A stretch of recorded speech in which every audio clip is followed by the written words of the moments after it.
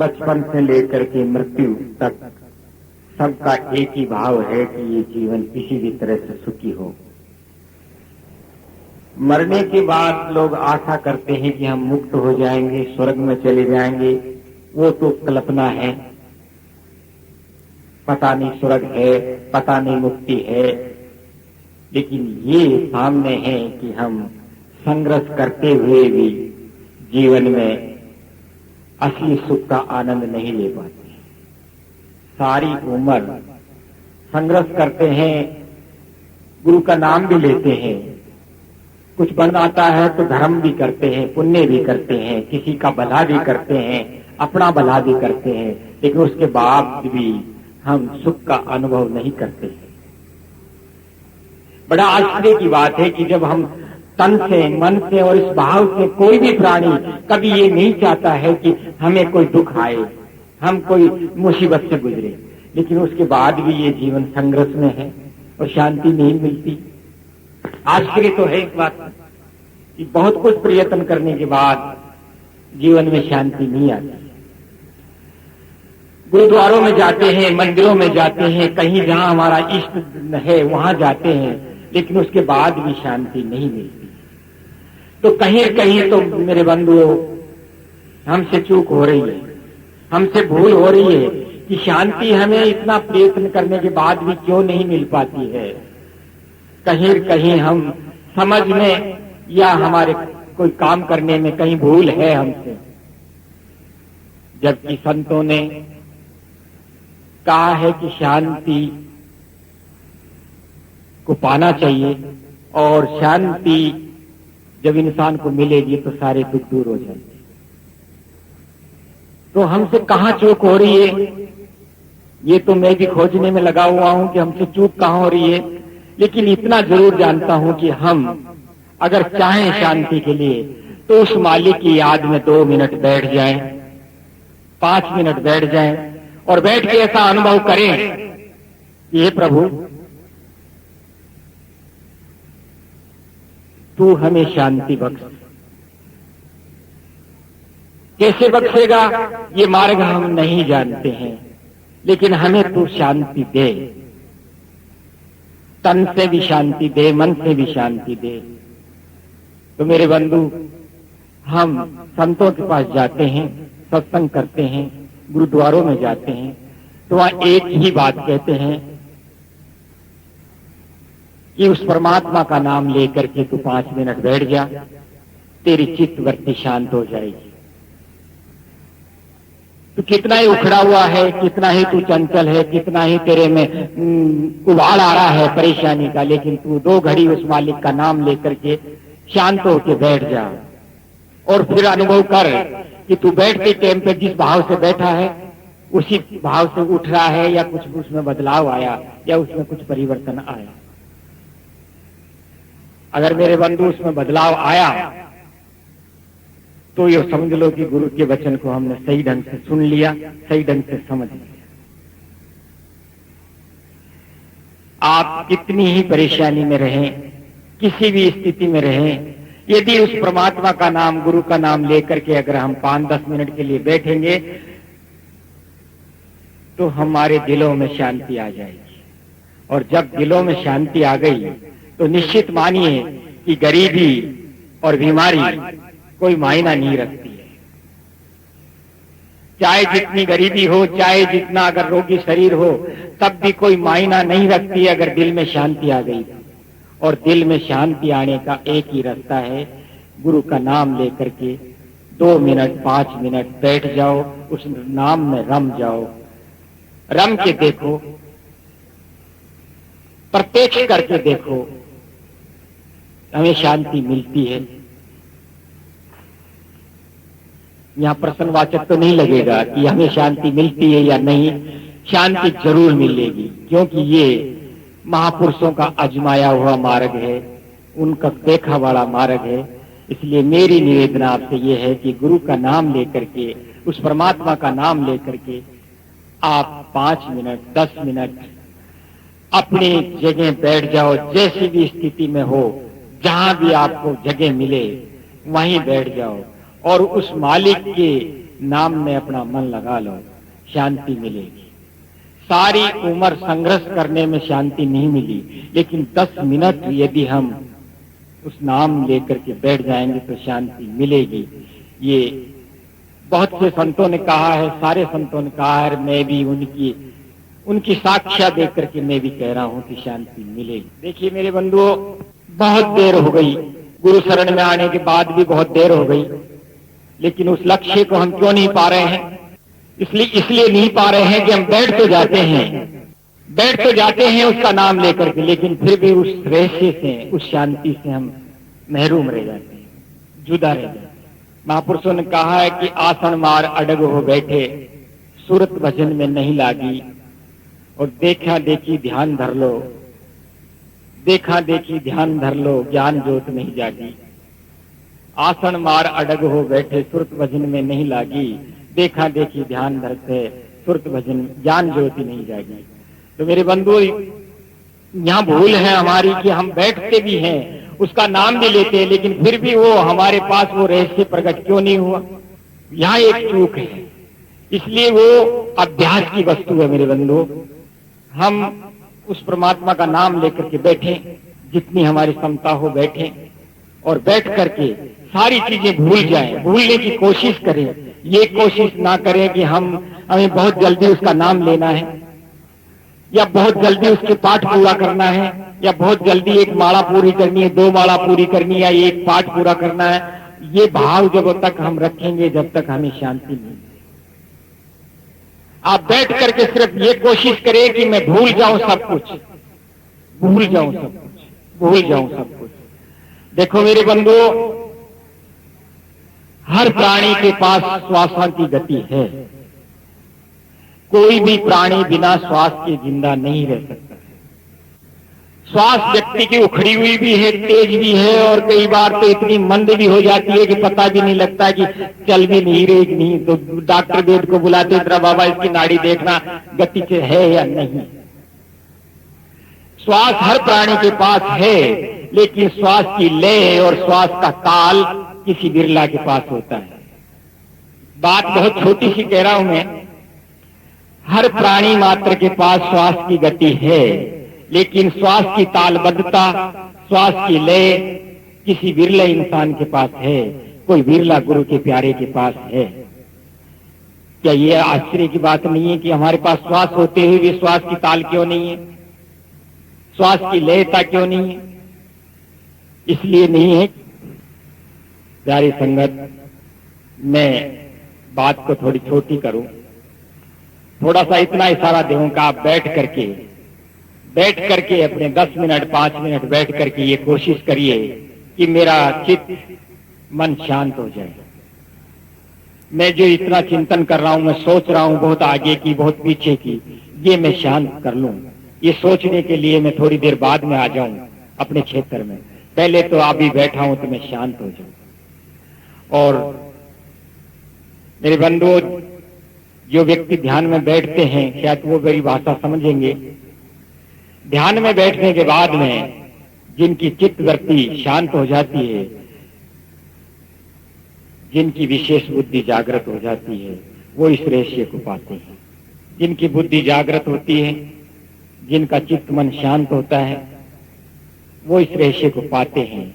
और वो किसी एक व्यक्ति के अधिकार का नहीं है, वो सबका है। अगर हम प्रयत्न करें इस बात के लिए, तो हम सबको वो चीज प्राप्त हो सकती है जो जापा जपा के माध्यम से हमें सबको मिल सकती है। सारे बहन भाइयों को मिल सकती है वो गति।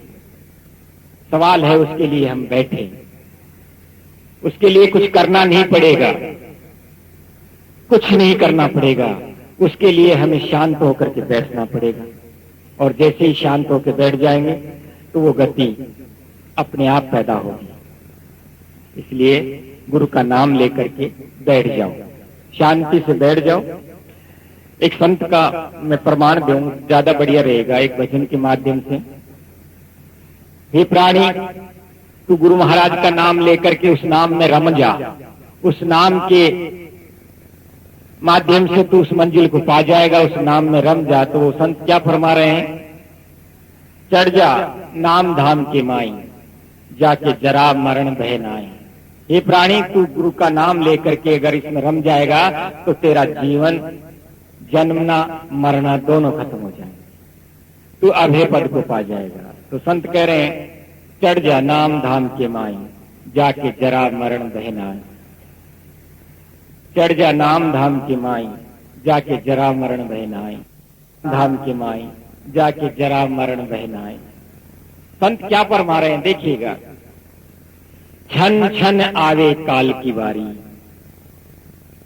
प्रतिक्षण ये मौका आ रहा है, क्षण क्षण आवे काल की बारी। तो तुम क्या करना पड़ेगा तुझे, काल तो आ ही रहा है, तो क्षण क्षण आएगा, तुझे क्या करना पड़ेगा, आएगा काल तो तुझे क्या करना पड़ेगा। तो संत साथ में जुक्ति बता रहे हैं हमें, क्षण क्षण आवे काल की बारी, दम दम देग समार। साथ में जुक्ति बता रहे हैं कि काल की गति आ रही है तो आने दो, लेकिन तुझे क्या करना है, तू दम दम देग समार। क्षण क्षण आवे काल की बारी, दम दम देग समाल। और अर्ध नाम पर अमी फुआरा, पी कर मतवाल। चढ़ जा नाम धाम के माए, जाके जरा मरण है। तो मेरे बंधु, काल की गति तो हर पल लगी हुई है, लेकिन काल की गति की परवाह मत करो, तुम अपने दम की परवाह करो ना। दम दम का खेल है ये सारा, अपने दम की परवाह करो। और जो अपने दम की परवाह करते हैं वो मैदान जीत जाते हैं। क्षण क्षण आवे काल की बारी, दम दम देग समाल। अर्ध नाम पर अमी फंवारा, पी कर मतवाल। चढ़ जा नाम धाम की माई, जा रे जरा मरण बहनाई। फिर संत फरमा रहे हैं, पैनी धार, ये मार्ग क्योंकि काल की गाल में सारा संसार समाया हुआ है, ये बहुत कठिन है। पैनी धार धार खांडे की, अगर आप प्रवेश कर जाएं इस मार्ग में तो बड़े चौकन्ना रहना पड़ेगा। पैनी धार धार खांडे की, चलना पांव संभाल। पैनी धार धार खांडे की, चलना पांव संभाल। चूके तो 84 भुगते जाए पड़े मुख काल। अगर चूक गया तो फिर 84 तैयार है। चूकना इस मनुष्य जन्म का है मेरे बंधु। अगर ये मनुष्य जीवन गिर गया तो फिर हमारे बस का कुछ नहीं है। इसलिए मनुष्य शरीर है जब तक, पैनी धार धार खांडे की, चलना पांव संभाल। चूके तो 84 भुगते जाए पड़े मुख काल। चढ़ जा नाम धाम की माई, जा रे जरा मरण भय नाई। उस परमात्मा का नाम में जन्म मृत्यु का भय तेरा छूट जाएगा। जब तेरा जन्म मृत्यु का भय छूट जाएगा तो तुझे मुक्ति की आशा भी नहीं रही। इतना बारीक और इतना सूक्ष्म और इतना सरल झीणा तार, क्योंकि तार से सारी सृष्टि बंधी हुई है। झीणा तार तार मकड़ी का तापर चलना थाई। झीणा तार तार मकड़ी का तापर चलना थाई। और ले दिखती ले जुगती कोई हरिजन चलिया, बिन दर्पण दर्शाई। चढ़ जा नाम धाम की माई, जा रे जरा मरण बहनाई। चढ़ जा नाम धाम की माई। नाम कैसा, लेकिन एक नाम ऐसा भी है जिसका कोई अता पता भी नहीं है और सिर्फ नाम है। रंग रूप बिन नाम निरंतर अंतर नहीं कहवाए। रंग रूप बिन नाम निरंतर अंतर नहीं कहवाए। और तहना लोज चरण में लोटे काल तना बहनाई। चढ़ जा नाम धाम की माई, जा रे जरा मरण बहनाई। तो मेरे बंधुओं, मैं इतना ही कहूंगा कि गुरु महाराज का नाम लेकर के 10 मिनट 5 मिनट जितना आपकी श्रद्धा हो एक बार बैठ के देखें। और ये मेरा अनुभव है कि जिनको इस जगह आनंद आने लग गया वहां काल सीमा टूट जाती है, समय सीमा टूट जाती है। वो कहता है, घर वाले आवाज देते हैं पापा मम्मी उठो, और वो बैठे रहते हैं, रोला मत करें। कुछ काम बिगड़ रहा है तो वो परवाह नहीं करते, रोला मत कर, आवाज मत दे, वो बैठे ही रहते, उठने की कोशिश ही नहीं करते। जिनका मन रम गया इस गति में, वो उठने की परवाह नहीं करते। कितनी देर बैठे रहे, घंटा 2 घंटा बैठे रहते हैं, और वो ये कहते हैं मैं बैठा ही रहूं, मैं बैठा ही रहूं, क्योंकि उसको आनंद आने लगता है। और जिनको आनंद नहीं आता ना, वो कहते हैं भाई मेरे को 10 मिनट भी नहीं बैठा जाता, मेरे पैरों में दर्द होता है। ये आनंद की कमी का कारण है, शांति की कमी का कारण है। तो मेरे बंधुओं, इशारा तो मैंने दे दिया है, बैठना जरूर है उस मालिक का नाम लेकर के 10 मिनट 5 मिनट, और अभ्यास करते करते हम ज्यादा भी बैठेंगे। और जिस दिन हमें इस गति का आनंद आने लग जाएगा तो हमारा तन फटे चिकड़ों में है, हमारा तन में भोजन है या नहीं है, भूख लग रही है या नहीं लग रही, इस बात की भी वो चिंता भूल जाएगा। और जब हृदय में शांति आ जाएगी तो बाहरी भागदौड़ खत्म हो जाएगी। बोले गुरु महाराज की जय। खटखट गोरख बाई क्यारी और जो निपजे सो ही हमारी। भाई हर घर में और हर तन में जो है ना, ये बीज है राम के नाम का, लेकिन जहां प्रकट हुआ जो हमारा है। घटघट गोरख बाई क्यारी जो निपजे सो वही हमारी। घटघट गोरख कहे कहानी और काचे भांडे रहे न पानी। तो मैं ये बात कहूं, करनी करे सो वंश हमारा। ध्यान से सुनने की बात है। जो भी कोई सतमार्ग में अच्छा कर्म करता है वो हमारा वंश है। संतों ने कहा है, गोरखनाथ जी ने कहा है, कबीर साहब ने कहा है, जो अच्छा कर्म करता है वो हमारा वंशज है। करनी करे सो वंश हमारा, और कथनी कहे सो नाती। कथनी कहने वाले का नाता कितना है कि आप हम सत्संग में बैठे हैं, आप भी भजन गा रहे हैं, मैं भी गा रहा हूं, आप भी सुन रहे हैं, मैं भी सुन रहा हूं। तो ये थोड़ी देर जो अपन जाजिम पे बैठे ना, इतनी देर का नाता है कि आप भी सत्संगी और हम भी सत्संगी। कथनी कहे सो नाती, ये थोड़ी देर का है। सुबह अभी आरती हुई, प्रसाद लिया, अपने अपने घर चलेंगे। थोड़ी सी देर का नाता, भाई आप सत्संगी हम सत्संगी, चलो गुरु महाराज की जय बोलो, आप भी महिमा गाओ, हम भी गाए महिमा गाए, हिल मिल करके राम को रिझाएं। तो थोड़ी सी देर का नाता है। करनी करे सो वंश हमारा, कथनी कथे सो नाती, और रहनी रहे सो गुरु हमारा।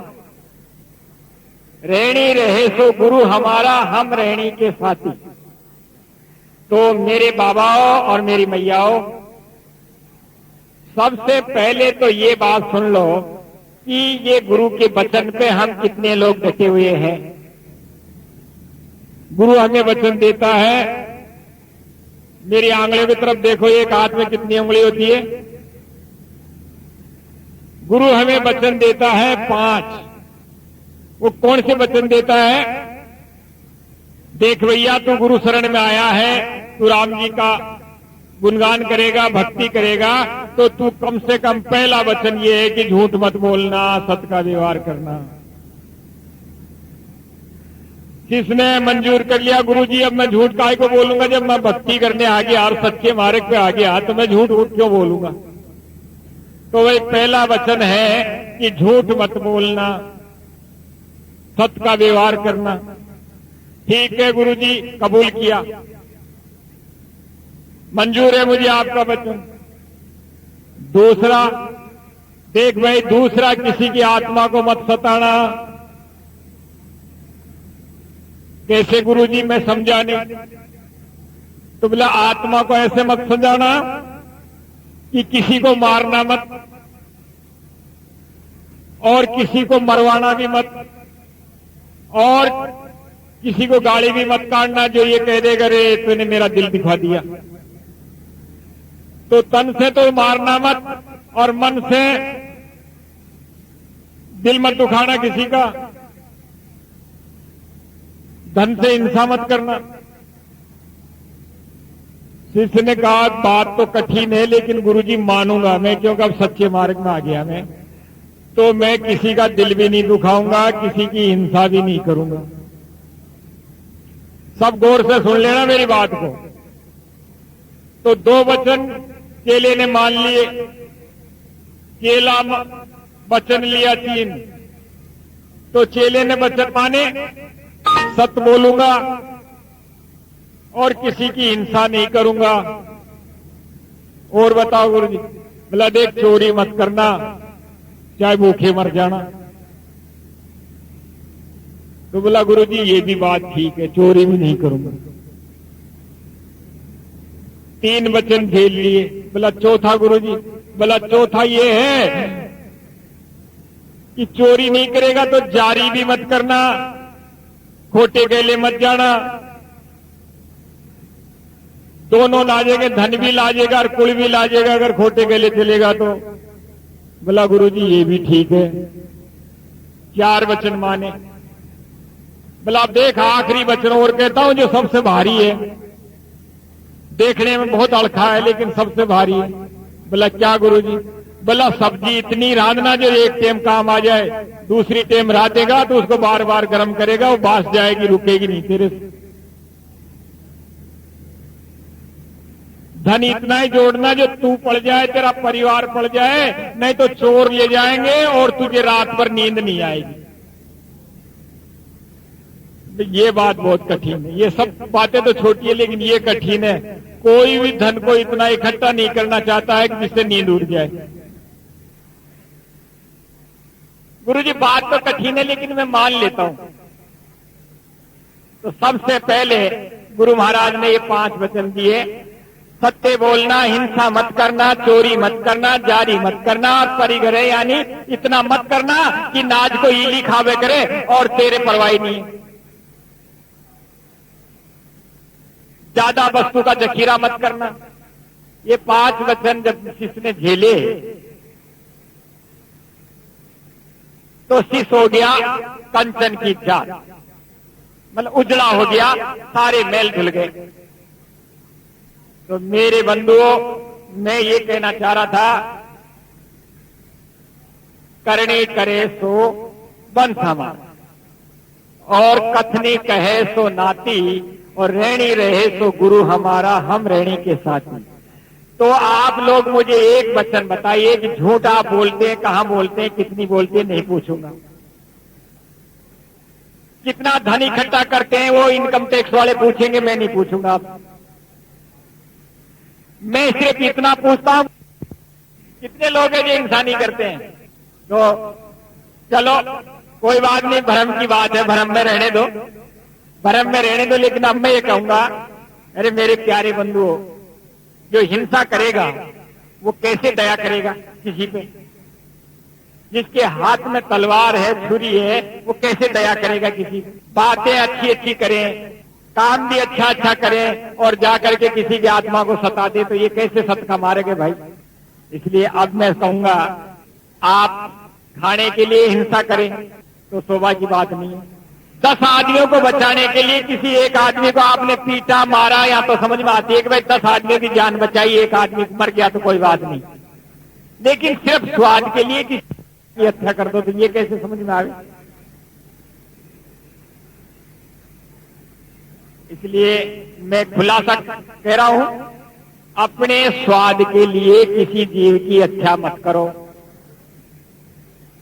और अगर करोगे तो भाई उसका पाप भी तुम ही भोगोगे। अभी तो खा लो स्वाद स्वाद में, लेकिन उसका फल भी तुम्हें ही भोगना पड़ेगा। जो करेगा जो ही भोगेगा, दूसरा कोई नहीं भोगेगा। ये जो खोटा कर्म है छोड़ देंगे आज आप।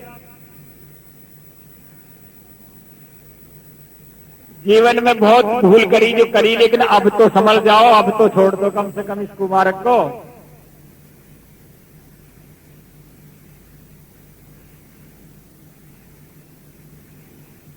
हमारे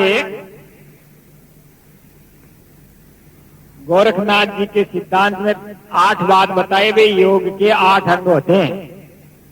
तो बोला गुरुजी कौन कौन से होते हैं और किसके लिए होते हैं? बोला देख, 3 अंग तो ऐसे लोगों के लिए होते हैं जो राम जी के घर से ही चिते चिताए आते हैं, मतलब कई जन्मों के लोग कहते हुए हैं। 3 अंग तो उनके हैं। बोला वो कौन से 3 अंग? धारणा, ध्यान और समाधि तो उन लोगों के लिए है जो कई जन्मों से भक्ति उठा रखी है। बोला गुरुजी और इनसे हड़के? बोला इनसे हड़के उन लोगों के लिए है जो जिनकी बुद्धि काम करती है और जो कहना मानते हैं, विश्वास रखते हैं गुरु के वचन में। तो वो कौन से अंग है? आसन, प्राणायाम, प्रत्याहार। तो ये है योगियों के लिए। तो बोला गुरु जी ये 3 अंग योगियों के लिए है, वो है दुनिया कई जन्मों के साफ हुए आदमियों के लिए। अब जनसाधारण के लिए क्या है, आम जनता के लिए क्या है? बोला भाई आम जनता के लिए 2 अंग है। बोला वो बताओ गुरु जी, आम जनता के लिए जो करने का काम है वो 2 बताओ। तो बोला भाई यम और नियम है। तो बोला गुरु जी नियम बताओ। बोला नियम ऐसा है, पवित्र रहना, संतोष रखना, पवित्र रहना, संतोष रखना, नियम धारण करना, सत असत का विचार करना और अपने इष्ट के शरण रह जाना। अपने इष्ट के शरण रहना। कोई भी जिसको तू थरप लेना, भैरू, भोपा, भोमिया, देवी, दुर्गा, गुरु, राम, कृष्ण, जिसको भी तू बना ले ये मेरी नैया पार कर देगा, उसके शरण हो जाना। तो गुरु के शरण रहना, सत असत का विचार करना, तपस्वी बन के रहना, संतोष रखना, जिस हाल में भी रहे, चाहे गरीब रहे चाहे अमीर रहे, लेकिन रहना संतोष में। कहीं ऐसा नहीं हो कि तृष्णा के अंदर जो है ना हर रात दिन जलता रहे, तृष्णा मत रखना। गरीबी हो तो गरीबी भोगना, अमीरी हो तो अमीरी भोगना, मगर तृष्णा मत रखना। और पवित्र रहना। तो बोला गुरु जी ये तो सारे जो है ना आपने 4 बताइए तो ठीक है, समझ में आई, करेंगे, लेकिन ये पवित्र कैसे रहा जाए? पवित्र कैसे रहूं? बोला ऐसे रहना, सबसे पहले तन को शुद्ध रखना। जो नहा धो के रहना, जो तन में बास नहीं आवे तो पड़ोसी भी कन्ने बैठ जाए, कोई ये नहीं कहे कि दूर रख। तन को पवित्र रखना पहला काम।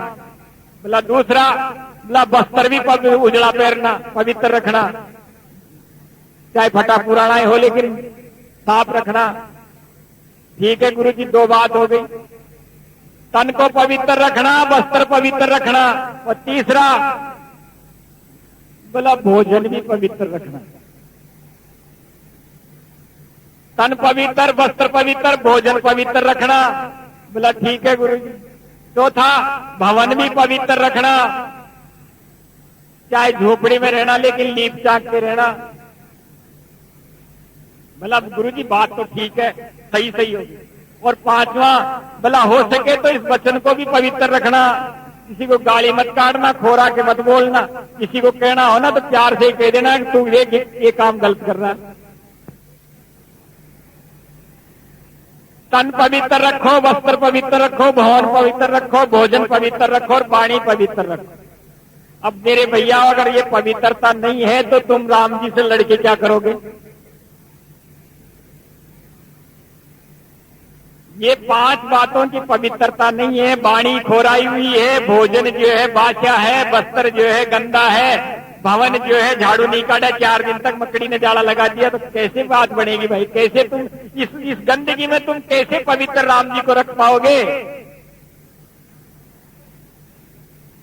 मैं इतना कहूंगा कि गंदगी छोड़ दो। जिस तरह की भी गंदगी है अपने तन में, मन में, ये गंदगी छोड़ दो। फिर राम रटो या ना रटो, इस बात की कोई गारंटी नहीं है।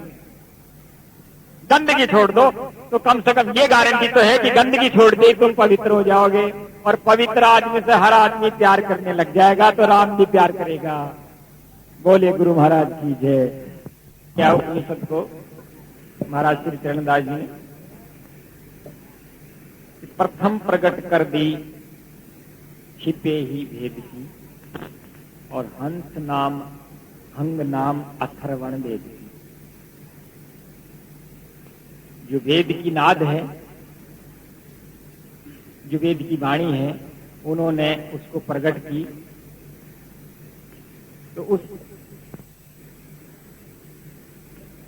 वो किससे के हंग नाम हंसनाद अथर्वण वेद की। गौतम ऋषि कर चाव ऋषि स्वर पे गए, और संत सुजानियो जान बहुत आदर किए। गौतम करी स्तुति बहुत ही प्रीति से, और फिर पूछी एक बात लघुता की रीति से। कौन सी पूछी? कि परमेश्वर पहचान मोए बतलाइए, और मुक्त होने को पंथ जो सभी दिखाइए। अति भाव से कि गुप्त महाये भेद ही में राखिए, और जो जड़ मूर्ख होई तासो नहीं। गुप्त महाये भेद ही में राखिए, और जो जड़ मूर्ख होई तासो नहीं भाकिए। सत्संगी साचा जति, सत्संगी साचा जति, तप करने की आस, हरि भक्ता और गुरुमुखी ताहि देव चंदा।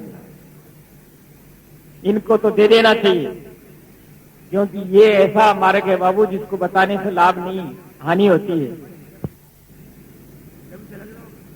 हानि होती किस तरह से होती है कि या साधन के भव रखवाले, ऋषि मुनि देवता योगी, करने नहीं देवे विधि हर लेवे, होय न कोरस भोगी। भेद छिपावे तो फल पावे, काहू से नहीं कहिए। और ये अद्भुत है ठोर अनूठी बड़भागन से लगी। कौन सी? कि अब मैं कहूं समाल सुरतियां दीजिए, और ये तो अचरज कथा श्रवण सुन लीजिए। ये तो अचरज कथा श्रवण सुन लीजिए। जो को या को समझ करत है ध्यान ही, रिद्धि सिद्धि सुख होय जो उपजे ज्ञान ही। तो ये तो अचरज कथा श्रवण सुन, और जिन्होंने अपने कानों से सुनी है इस कथा को, वो अधिकारी है, वो पात्र है, वो पात्र है, वो अधिकारी है। इस रेसे के, इस कथा को सुनने के वो पात्र है। और जिन्होंने अपने कानों से उस हरि कथा को नहीं सुनी है ना, जिसके लिए गाड़ी काट के गए तुलसीदास जी, जिन हरि कथा सुनी नहीं काना, श्रवण रंध्र ऐहि भवन समाना। उनके ये कान के छिद्र ऐसे है जैसे सांप के बिल है। जिन्होंने उस कथा को, उस परमात्मा की कथा को जो नहीं सुनी है ना, उनके कान ऐसे समझिए जैसे सांप के बिल। तो जिन हरि कथा सुनी नहीं काना, तो श्रवण रंध्र ऐहि भवन समाना। कि अब मैं कहूं समाल सुरतियां दीजिए, ये तो अचरज कथा श्रवण सुन लीजिए। यही श्वास का ये हंस आए और जाइए, पूरा सतगुरु मिले तो भेद लखाइए। कि हंस हंस ये मंत्र अर्थ पहचानिए, सो मैं हूं यो कहे निश्चय कर जानिए। कि ओम मंत्र सब माई सदाई भर रहो, और कोटिन में करोड़ों में कोई एक ध्यान सोई धर रहो। मेरे बंधुओं, कहना, सुनना और पढ़ना एक बात है, और उसे अंगीकार करना एक बात है। महापुरुषों ने कहा है कि ये ओम मंत्र तो है, लेकिन ओम ओम रटते रटते भी भक्त नहीं बिता देना है। ओम ओम रटते रटते भी भक्त नहीं बिता देना जीवन को। यह बीज है, ये जब तक प्रकट नहीं होगा तब तक कोई काम नहीं करेगा। काम तो तभी करेगा जब ये प्रकट होगा, और प्रकट उन्हीं के होगा जिनके आंख कान खुले हुए हैं, जिनकी आंख कान खुली हुई है, जो आंखों से देखते हैं। आंखें देखो भाईड़ा, काना की खिड़की खोलो। जो आंखों से देखते हैं और जो कानों से सुनते हैं, ये ज्ञान उन्हीं को प्रकट होता है। तो दो बातें होती है दोस्तों जिंदगी में, हमेशा याद रखिए और हमेशा गांठ बांध लीजिए जिंदगी में। संत की बात हमेशा सत्य होती है, लेकिन विद्वान की बात सतो सत होती है।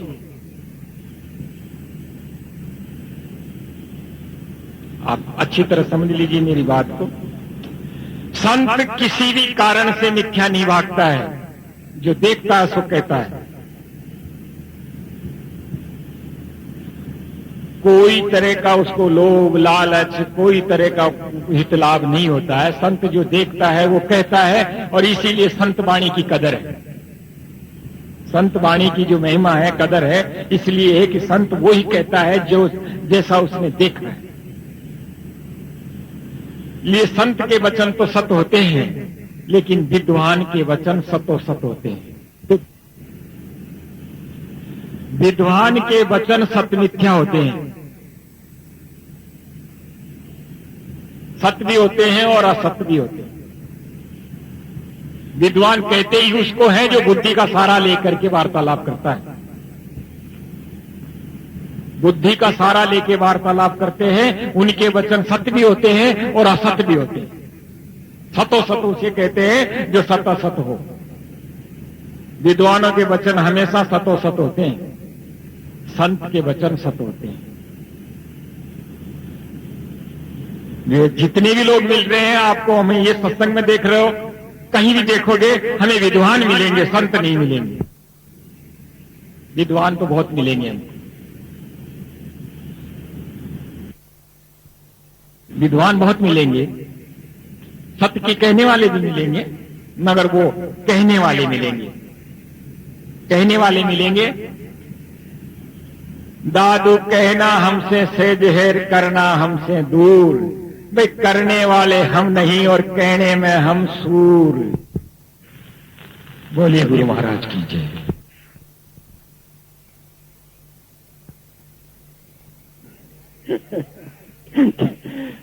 अब दोस्तों, महाभारत आपने भी देखी है और मैंने सुनी है, क्योंकि देखने का मुझे मौका नहीं मिला, मगर एक वचन महाभारत का याद है मुझे, श्लोक, जिसमें कहते हैं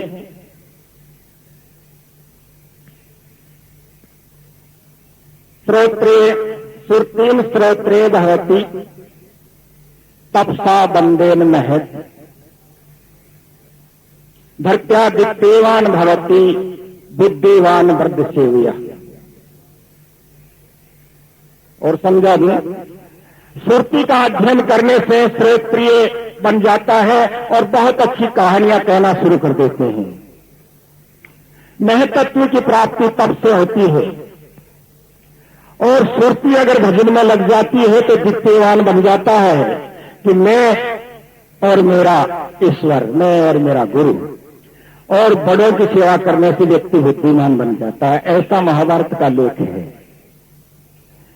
तो उस लेख में मैंने आगे जो देखा तो क्या देखा है, महर्षि विश्वामित्र तप कर रहे हैं और इतना उग्र तप किया उन्होंने कि भगवान ब्रह्मा जी को आना पड़ा। आए और आकर के विश्वामित्र से कहते हैं, विश्वामित्र आंखें खोलो, तुम ऋषि हो गए। विश्वामित्र बोलते नहीं है, ब्रह्मा जी का वचन सुन के बोलते नहीं है और अपने तप में आरूढ़ है, मस्त है अपने तप में। ब्रह्मा जी जब चले गए, नहीं बोले तो क्या करोगे, किसी के दरवाजे पे जाओ और आप नहीं बोले तो ये तो जाएगा। फिर विश्वामित्र की तपस्या जारी है। 6 महीने का समय देने के बाद में फिर वो आए और आकर के फिर पूछा, विश्वामित्र आंखें खोलो, तुम महर्षि हो गए। विश्वामित्र जी फिर भी नहीं बोले और ब्रह्मा जी को लौटना पड़ा।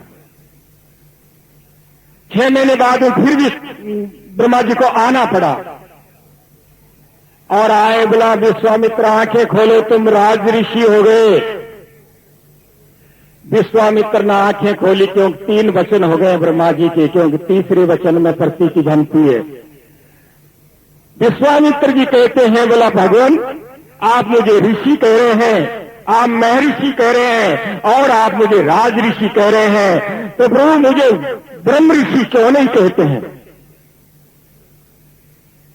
ब्रह्मा जी रुक गए जगह की जगह और शांत होने के बाद में कहते हैं, बोला विश्वामित्र तुम ब्रह्म ऋषि नहीं हुए, तुम ब्रह्म ऋषि नहीं हुए। विश्वामित्र कहता जाओ अपना काम करो, जब मैं ब्रह्म ऋषि नहीं हुआ तो तुम्हें मेरा क्या लेना देना, मैं ब्रह्म ऋषि हूं। साथ में नारद आए हुए थे, इंद्र जी आए हुए थे साथ में। तो इंद्र ने देखा कि ब्रह्मा जी के 3 वचन उकाने वाला ये तपस्वी अपने आप को ब्रह्म ऋषि मान रहा है, तो देखते इच्छा आई है और आकर के महाराज की सेवा में अपना पल्लू बिछा दिया। नाना तरह की मेनका ने सेवा करी, किसी भी तरह से ऋषि को तकलीफ नहीं होने दी। भोजन से, पानी से, पंखा से, सब तरह की मेनका ने सेवा करी, तो परिणाम ये हुआ कि परिणय बंधन में बंध गए।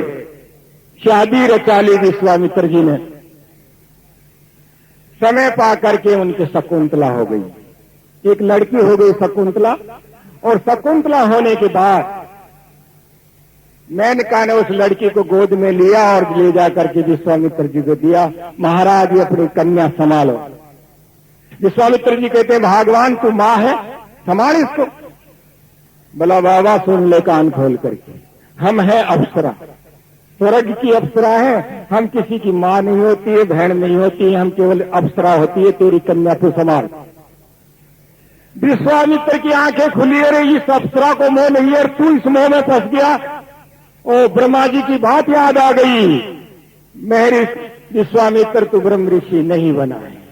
और उस कन्या को वहीं छोड़ करके चले गए, तप करने के लिए चले गए। उग्र तप किया है। फिर बाद में उस कन्या को तो किसी ने संभाला ही है, दूसरे ऋषि ने उसे पाला है शकुंतला को, वो एक अलग कहानी है। लेकिन जब विश्वामित्र तप करने लगे तो ब्रह्मा जी जब आए और आकर के आवाज दी, विश्वामित्र तुम ब्रह्म ऋषि हो गए।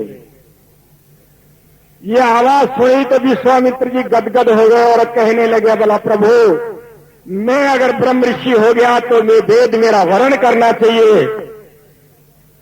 तथास्तु। जब ये रहस्य उनको विश्वामित्र जी को मिल गया, आज सप्त ऋषियों में विश्वामित्र जी है। मैं इसलिए कहना चाहता था कि ये महक तो अपने आप ही आ जाएगी अगर हम विश्वामित्र की तरह से अगर ऋषि और राज ऋषि और ब्रह्म ऋषि पद मांगेंगे तो मेरे बंधुओं कोई डर के मारे दे तो देगा तुम्हें, लेकिन अपने गले में गांठेंगे तो कैसी गति लेगी, क्योंकि हम ब्रह्म ऋषि हैं। क्या हम इंद्रजीत हैं? क्या हम मनजीत हैं? बाबा गोरखनाथ जी कहते हैं कि योगी वही जो साधे योग और दिव्या इंद्री करे न भोग, अंजन छांड निरंजन रहे ताको गोरख योगी कहे। जिन्होंने अपनी इंद्रियों को जीता है वो जति है, वो सती है। और जो इंद्रियों के 12 बाट है, इंद्रियों के अधीन मन है और किया जीव को भांड, पंचों का फेरा पड़े तो माया मचाए रांड। मेरे दोस्तों ये तो व्यवहार की बात है। दिलों में उजाला तब होगा जो गुरु नाम लेकर के लग जाओ। 2 बातें हैं इस संसार में आदर्श पाने के लिए, एक तो हरि का भजन और एक नेक नीति। 2 ही बातें कहूंगा, गुरुओं से नाम ले लो और नेक नीति का जीवन जाओ, अपने आप उठते जाओगे। और इतनी ताकत है गुरु नाम में जो आपका अंतस निर्मल होता जाएगा। इंद्रियों पर काबू करते जाओगे, अपने मन पे काबू करते जाओगे और अंतस निर्मल होता जाएगा। इन गुरुओं के शरण में पड़े रहो और जो भी इन गुरुओं ने दिया है उस पर नींद में एक मत काटो। जो भी गुरुओं ने दिया है आंख नीच कर क्यों कर लो कि एक के सादे सब सदे और सब सादे सब जाए, तो इसी मूली सींचिए तो पाले पोखे अघाई। एक नाम को रख लो मेरे बंधुओं, इस तरह से रख लो। आली में कौन के मंदिर जाऊं और घट में श्री कृष्ण मनाऊं। ये तो गुरुओं की सीख है। कहते हैं कि कितने ही कृष्ण अर्जुन में कितने और कई कृ पांडु लखावे, कई रघुनाथ लखन कई सीता घंटी कौन लगावे। आली में कौन के मंदिर जाऊं घट में श्री कृष्ण मनाऊं। तो मेरा एक भाव है कि हम एक को पूज लें, नाना देवताओं की पूजा छोड़ दें। नाना देवताओं की पूजा छोड़ करके हम एक ही गुरु महाराज को ध्यान लें तो हमारी शक्ति बढ़ जाएगी। आज हम विभक्त हैं, देवताओं के चक्कर में विभक्त है। कोई भैरव मान रहा है, कोई देवी मान रहा है, कोई क्या मान रहा है। अरे मेरे प्यारे बंधु, तुम सब गुरुमुखी हो और इन सारे गुरुओं से बंधे पड़े हो। तुम इनके वचन को मान लो, कल्याण हो जाए। गुरु के वचन मानने से कल्याण हो जाएगा। शास्त्र तो ये कहता है कि तुम गुरु को भी नहीं मानोगे और गुरु के वचन मान लोगे तो तुम गुरु के लाडले हो जाओगे। इतनी श्रद्धा हो जाएगी और इतना विश्वास दृढ़ हो जाएगा आपका। बोले गुरु महाराज की जय।